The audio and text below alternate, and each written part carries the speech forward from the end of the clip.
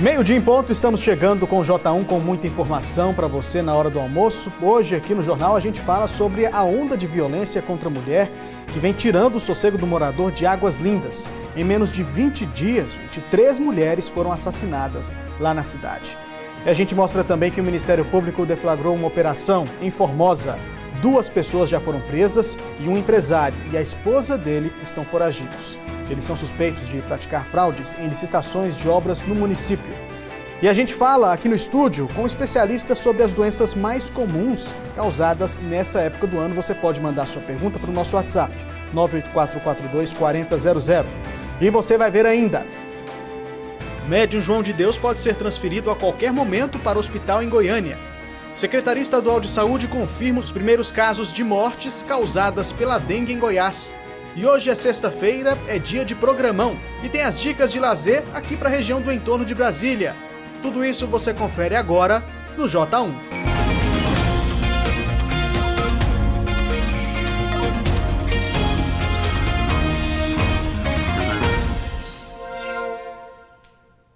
Ótima tarde para você. A gente começa essa edição falando sobre uma operação do Ministério Público que está cumprindo mandados de prisão em Formosa. As investigações apontaram a participação de uma organização criminosa em licitações de obras do município. Na operação, 2 pessoas foram presas preventivamente. Os engenheiros Leonardo Machado Ferreira e João Batista Martins Furtado. Já os empresários André Luiz Gontijo de Souza e Vanessa Mares Araújo Fernandes, proprietários da empresa Multix Construtora, estão foragidos. Investigações realizadas pelo Ministério Público revelaram que os 4 fazem parte de uma organização criminosa que fraudava licitações e usava documentos falsos. Ainda segundo o MP, pelo menos 8 licitações para realização de obras públicas, como pavimentação asfáltica e tapa-buracos em Formosa, foram fraudadas pela quadrilha. Além das prisões, a Justiça atendeu ao pedido do Ministério Público e bloqueou 5 milhões de reais dos réus como forma de ressarcir os cofres públicos. Se condenados, eles podem pegar pena que ultrapassa os 20 anos de prisão. E a gente noticiou ontem aqui no J1 que mais uma mulher foi encontrada morta em Águas Lindas. Esse é o 3º caso em menos de 20 dias. A gente fala ao vivo com a repórter Thalia Santos sobre esse assunto. Thalia, esses casos aí, a polícia já disse se esses casos têm algum tipo de ligação. Boa tarde para você. Oi, Anderson, boa tarde para você, boa tarde a todos. Segundo informações do delegado que está à frente das investigações, esses 3 casos não teriam ligação a princípio, apesar de serem casos muito parecidos, casos cruéis, de violência, de morte contra mulheres. Além desses 3 casos que foram registrados nos últimos 20 dias, uma 4ª mulher também foi morta em dezembro do ano passado nas mesmas condições. Essa série de assassinatos, é claro, está deixando a população por lá muito preocupada. Vamos ver na reportagem. O corpo estava às margens da BR-070, em Águas Lindas de Goiás. Eloá Jade da Silva Santos, de 19 anos, foi encontrada morta com um tiro na cabeça. Ao lado do corpo, esta mala cheia de roupas e objetos pessoais. Quando a gente desceu, o corpo estava lá, já tinha muita gente, eu nem sabia o que estava acontecendo. Aí eu perguntei ao vizinho aqui, ele falou que tinham matado a mulher e ela estava lá, o corpo no chão. E em menos de 20 dias, 3 mulheres foram encontradas mortas na cidade. Jovens de 13, 18 e 19 anos que tiveram sonhos interrompidos pela violência. No dia 6 deste mês, Rafaela Martins Cardoso, de 18 anos, estava em um ponto de ônibus em Águas Lindas quando foi sequestrada, estuprada e morta por 3 homens. No mesmo dia, em um ponto diferente da cidade, Ana Clara Santana da Silva, de apenas 13 anos, desapareceu. O corpo foi encontrado no dia 11 deste mês em um terreno baldio, ao lado de uma escola. E ainda no ano passado, um outro caso que chocou a cidade. Kate Oliveira Gonçalves, de 30 anos, foi rendida na porta de casa, violentada e queimada. Chegou a ser socorrida, mas não resistiu e morreu. Quando eu cheguei, a casa já estava queimada, já estava tudo queimado e ela não estava em casa. Segundo a polícia, os crimes não têm ligação, mas nas ruas, principalmente as mulheres, estão assustadas. Todo mundo está exposto a isso, né? Infelizmente aconteceu com meninas muito novas, mas todo mundo está sujeito, né? Tive uma prima minha que faleceu dentro de casa, né? Aí a gente fica com medo, né? Porque dentro de casa não está tendo Mas, né, segurança, quanto mais na rua, né? Sobre o caso mais recente que a gente mostrou aí na reportagem de ontem da Eloá, 3 pessoas já foram presas hoje. Valdomiro da Luz Barros Costa, Cássio Rodrigues Sá e Sara Alves da Luz. A polícia também identificou um 4º suspeito. Ele já teve a prisão decretada, mas por enquanto ele está foragido. E sobre os outros 3 casos que a gente também mostrou na reportagem, no caso da Rafaela, 3 pessoas estão presas. No caso da Ana Clara, uma mulher foi presa e 2 menores apreendidas. E no caso da Kate, o laudo do IML já chegou, mas por enquanto ninguém foi preso. Anderson. São casos que realmente assustam, né? Com certeza a população de Águas Lindas. A gente segue acompanhando todos esses casos daqui. Thalia, obrigado, viu? Bom trabalho para você. E olha só, o médium João de Deus pode sair do presídio a qualquer momento. Ele foi autorizado a sair da prisão por ordem do Superior Tribunal de Justiça para cuidar da saúde. Segundo a defesa, o médium sofre de aneurisma, no abdômen e foi transferido deve ser transferido para o hospital neurológico. Nossa equipe segue em Goiânia aguardando a saída do médium. Outro assunto agora, o Conselho Tutelar e a Delegacia da Infância e Juventude de Goiânia fizeram uma operação para combater a exploração do trabalho infantil nos semáforos da cidade. 8 casos foram registrados só ontem. Os flagrantes foram registrados pelo Conselho Tutelar e Polícia Civil durante uma operação contra a exploração do trabalho infantil. Nessa imagem, a mãe de uma criança foge dos policiais. Aqui, os conselheiros encontraram um menino de 8 anos que limpava os vidros dos carros. Ele está matriculado em uma escola municipal, mas na hora da aula estava na rua. A prática tem sido comum nas ruas da capital. Pais que levam os filhos para os semáforos para comover a população e ganhar dinheiro. O Conselho Tutelar disse que, na maioria dos casos, o dinheiro arrecadado pelas crianças serve para alimentar o vício dos pais, como drogas e o álcool. Por isso, os responsáveis podem até perder a guarda dos filhos. Quero ressaltar que todos esses são beneficiários do Bolsa Família. Então, eles já recebem um benefício para poder estar ali tentando sustentar o seu filho e, da mesma forma, eles estão utilizando os seus filhos para tentar explorar dele, de vez de estar na escola, eles estão ali em risco. Foram lavrados 8 TCOs por exploração ao trabalho infantil e maus tratos durante a operação, que marcou o Dia Nacional da Infância, comemorado ontem. A Polícia Civil orienta a população a denunciar. Anote o endereço, ali o sinaleiro que você está, o semáforo, o cruzamento da rua, faça uma denúncia. Sua denúncia pode ser anônima. Então, disque 100, disque no número 100, conte o que você viu, alertem as autoridades. Nós da DPCA e do Conselho Tutelar, nós estamos preparados para apurar essas denúncias. Só para reforçar então, o número do Disque Denúncias é o 100. E falando em criança, olha só essa história absurda, gente, que aconteceu em Caldas Novas. Um vizinho, revoltado com o barulho da criançada, decidiu atirar contra elas. Pois é, o homem usou essa arma de brinquedo aí, para acertar as crianças, mas foi o suficiente para deixar elas bem machucadas. Para se ter uma ideia, gente, uma menina de 10 anos foi atingida com pelo menos 10 disparos. Os pais chamaram a PM, e o homem foi levado para a delegacia para se explicar e foi liberado. A menina passou por atendimento médico e já está em casa. Realmente a situação muito triste, né? E a seguir a gente fala sobre doenças respiratórias. Você pode mandar suas perguntas aqui que o especialista vai esclarecer tudo. Nosso WhatsApp é o 984424000. E vamos falar ainda sobre dengue. O aumento nos casos está preocupando os moradores de Goiás. Nós voltamos em instantes.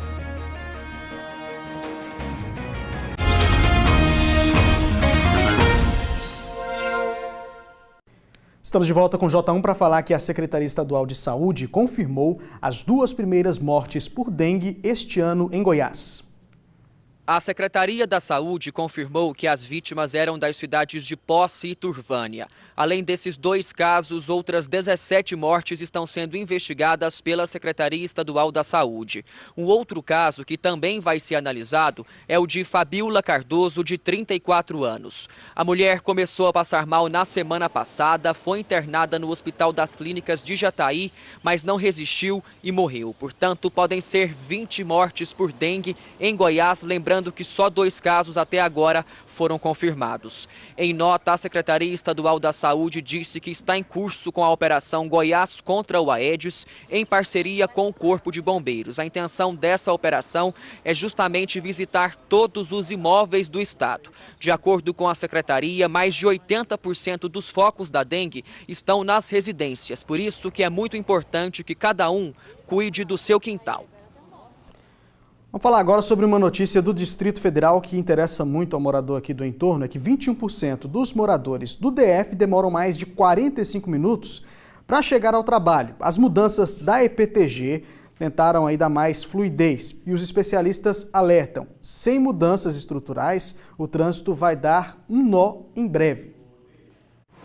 O GDF diz que a mudança na EPTG vai durar 1 ano, até que as empresas comprem ônibus com portas dos 2 lados. Enquanto isso, nos horários de pico, os coletivos na faixa exclusiva reversa e os carros passam pelas faixas exclusivas no sentido da mão. Nossa, eu economizei 20 minutos. Coisa melhor que fizeram foi ter feito. Porque hoje mesmo de Taguatinga para cá eu gastei 15 minutos. Mas quando as faixas se afunilam no fim do CIA ou na chegada a Taguatinga... Eu acho que é um remédio, um paliativo. E olha que a mudança atinge 120 mil motoristas que usam a EPTG por dia. Fora as 63 linhas de ônibus que agora usam o corredor exclusivo invertido. Mas quem entende do assunto diz que isso não é uma solução, que são necessárias ações estruturantes de longo prazo e para o trânsito da capital como um todo. Eu vejo como curativos de emergência, sabe? Como um band-aid, né, num problema que é enorme, que exige uma cirurgia profunda. A EPTG foi reformada e reinaugurada em 2010 ao custo de 305 milhões de reais, sem a ciclovia prevista no projeto original e com as paradas no meio. Parece até piada, mas aí eles se deram conta que a porta do ônibus era do outro lado, que até hoje está custando muito caro e está custando caro para todo mundo, especialmente para os usuários do transporte coletivo. A faixa reversa na EPTG se junta à faixa reversa da BR-020, da BR-070, à reversão da estrutural. E a frota de veículos só aumenta. Há 10 anos, o DF tinha 1.138.000 carros circulando.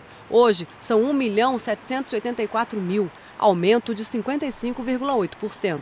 E a situação pode ficar mais caótica. A Codeplan projeta para 2025 2.200.000 veículos. Isso num cenário econômico como o atual, porque se a economia crescer mais, poderão ser 3,5 milhões de carros circulando nas vias já lotadas. Se não houver realmente um planejamento de trânsito, com certeza nós vamos ter grandes problemas não só de circulação, de engarrafamento, mas de estacionamento, de pessoas ficando cada vez mais nervosas no trânsito, mais acidente, uma série de consequências que a gente percebe todo dia, cada vez que aumenta a frota de veículos na rua.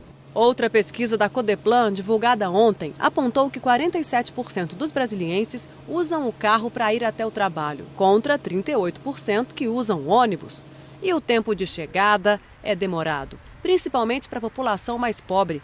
Quase 60% das pessoas de classes baixas gastam mais de 45 minutos para chegar ao trabalho. Infelizmente, a gente, na questão de transporte público, a gente está vivendo há muito tempo, assim, remendinhos e coisas que daqui a 1 ano não servem mais e que custam muito caro. Se a gente abandonar o transporte público, se continuar relegado a 2º, 3º plano, o que vai acontecer é que o trânsito da cidade vai parar. A última expansão dos trilhos do metrô foi em 2008. O BRT Sul foi inaugurado em 2014 com estações fechadas e denúncias de superfaturamento e pagamento de propina. O veículo leve sobre trilhos, prometido desde 2010 para a Copa de 2014, nunca saiu do papel. Está tudo errado, né? As pessoas parecem que só veem como solução construir viadutos, construir trevos, duplicar as pistas, né? E tudo isso é paliativo. Toda política séria, ela tem que se apoiar fundamentalmente no transporte coletivo. 12:18, vamos falar sobre um outro assunto agora. Nessa época do ano, são comuns as doenças respiratórias e também algumas doenças de pele. Aqui no estúdio do J1, a gente conversa com o doutor André Torres. Você pode mandar a sua pergunta sobre esse assunto pelo nosso WhatsApp, o 98442-4000. Doutor, obrigado por ter vindo. Boa tarde para o senhor. Muito obrigado. Vamos falar primeiro quais são as doenças mais comuns que são causadas nessa época do ano. Nessa época do ano com chuva, aumenta muito a umidade, você tem muitos resfriados e muitas rinites alérgicas em função do mofo, né? Então, asma, bronquite, rinite, algumas complicações como infecção de ouvido, sinusite, né? Ou seja, o mofo, então, é um dos grandes vilões, né? É um dos vilões. Como é que o mofo age nessa questão das doenças respiratórias? Tem pessoas que têm alergia ao mofo, né? Então, assim, uma vez que exposta ao mofo em casa, ou a poeira caseira mesmo, às vezes é só perfume, cigarro também, ele desenvolve um processo inflamatório alérgico, né? E aí faz rinite alérgica, sinusites, né? E essas complicações, asma, bronquite. A nossa região é uma região muito seca, né? Mesmo com a época de chuva, principalmente na época de chuva, depois que a chuva vai embora, dá aquela abafada, fica uma certa umidade também, né? Por causa da chuva, isso aí atrapalha também quem tem problemas respiratórios, né? Na seca você tem poeira, você tem, né, outros agentes que polinização, tem algumas plantas que soltam pólen nessa época do ano, em alguma determinada época do ano, e você tem os surtos de rinite, né, de bronquite, e o mofo acontece na época da chuva, né? Então, quando você tem mais chuva, várias casas têm um vazamento de água, né, e às vezes o reboco não está bem feito, e aí acontece de ter entrada de água para dentro de casa e cresce o mofo. E aí as pessoas passam mal. Doutor, nossa equipe foi às ruas hoje cedo e gravou com alguns moradores sobre essas questões aí. Olha só. Vamos ver agora a primeira pergunta da Andresa de Assis. Dá só uma olhada. A minha dúvida é que, assim, o meu dia ele é muito corrido pelo fato de eu ser advogada, tá fazendo diversas audiências durante o dia e atendendo cliente quando eu retorno ao escritório. Eu já cheguei a fazer o tratamento de rinite, só que, como eu disse, a rinite ela só resolve quando você está fazendo o tratamento. A partir do momento que você finaliza, ela volta a se manifestar. Eu queria saber se não tem algum tratamento definitivo para solucionar o problema de quem sofre de rinite, assim como eu e diversas outras pessoas. Tá aí a pergunta da Andresa Torres, da Andresa de Assis, lá de Valparaíso, sobre a rinite. Infelizmente, a rinite é a condição da pessoa, né? Então, a pessoa ela tem essa reação inflamatória exagerada quando exposta a algum produto, alguma substância que ela tem alergia. Não tem cura, é uma questão dessa pessoa, ela vai ter isso por muito tempo, né? Se tratar, se você cuida do ambiente, cuida da saúde, toma bastante água, usa as medicações apropriadas, você controla a ponto de não ter nenhum sintoma, né? E às vezes é coisas muito simples de fazer. Mesmo a pessoa atribulada, com um trabalho intenso, ela consegue fazer. Tá certo, então tem mais uma pergunta aqui agora do Abel Cruvinel. Vamos dar uma olhada na pergunta? Bom, a minha esposa tem problema com rinite, ela gostaria de saber por que dói tanto a região frontal dela na região da testa. É a pergunta do André. Geralmente, se você tem rinite, você junta muita secreção. E a mucosa nasal, que incha e fica cheia de secreção, ela existe também nos seios faciais, no maxilar, no frontal, no esfenoidal. E se você tem um acúmulo de secreção com aumento de pressão desses seios, você faz o processo, você tem dor, que na verdade é a sinusite. A sinusite pode ser infecciosa, tem que tratar com antibiótico, e pode ser uma sinusite alérgica mesmo, só a pressão e a congestão nasal podem causar dor. Tem gente que tem essas sinusites e quando toma um ar-condicionado forte, que fica frio, né, ela sente muita dor naquele momento, né? Então, às vezes, tem que se afastar de ar-condicionado, tomar bastante líquido e tratar adequadamente a sinusite. Sinusite também, que é uma doença muito comum aqui na nossa região, né? Muita gente tem muita gente que se complica com sinusite, né? Tem a rinite de base e, eventualmente, junta secreções nos seios faciais, eles inflamam, né, causam infecção e desenvolvem a sinusite. Mas tem cura, tem controle, né? Sinusite você não é como uma rinite alérgica, você consegue curar, dar um tratamento e a pessoa fica sem sinusite. Pode ser se a pessoa não se tratar, não ir em busca de um tratamento adequado para isso, a situação pode ser agravada? Pode. Uma sinusite infecciosa grave, ela pode levar a meningite, né, de repetição, inclusive, ter mais de uma vez. Pode fazer quadros sépticos graves, né?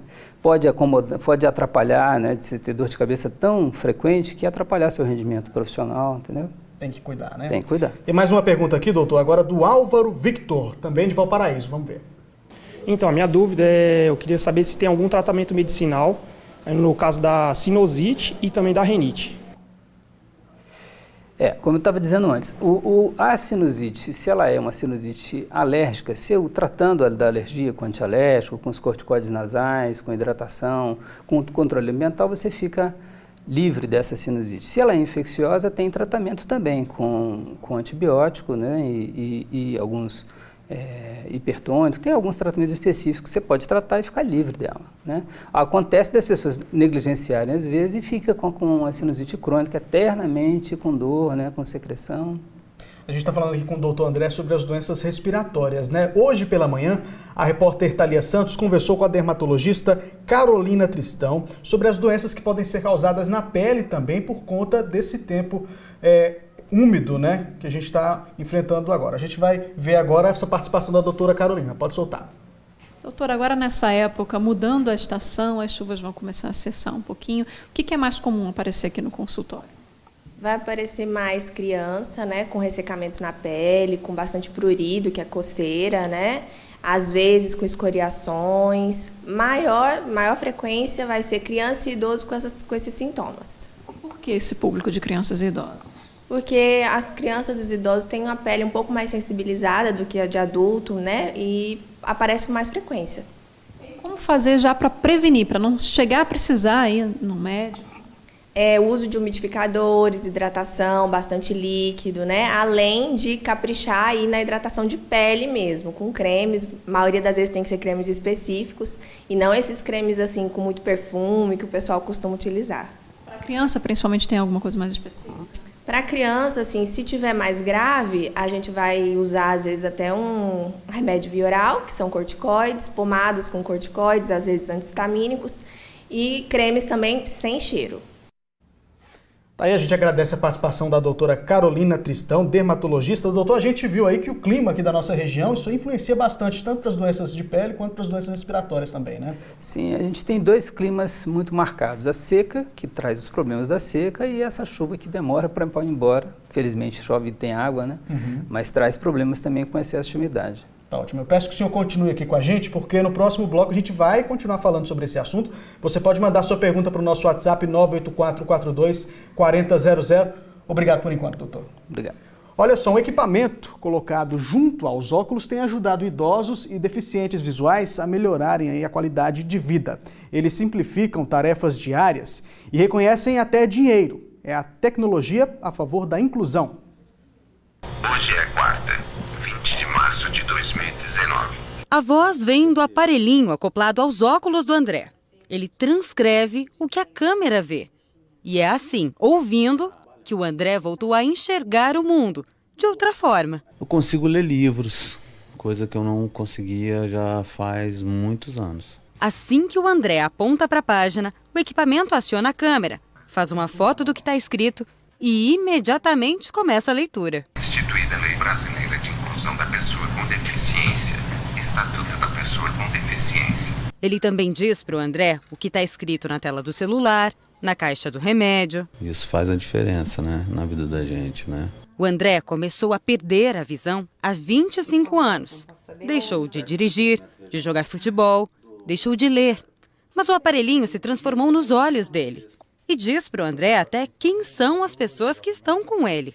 Mas primeiro, o equipamento precisa aprender quem são essas pessoas. Por favor, nomeie a pessoa na sua frente depois do bip. Letícia. Toque para confirmar a adição da pessoa. Pessoa aprendida. Agora ele já sabe que eu sou eu. Exatamente. O André estava tendo dificuldade até em coisas simples do dia a dia, como saber quanto dinheiro ele tinha na carteira. Mas o aparelhinho ajuda até na identificação das cédulas, né, André? É verdade. E já sabe que sou eu. Como é que funciona? A gente bota a nota numa altura adequada e já identifica a nota. Olha aí de novo. R$20. Facilita bastante, porque tem notas que são muito parecidas. Mas o que tem de melhor nessa tecnologia é uma sensação antiga, que o André faz questão de descrever. Ele é um aparelho bom porque ele está me me dá uma certa independência, né? Projeto muito bacana, né? 12h29, intervalo comercial.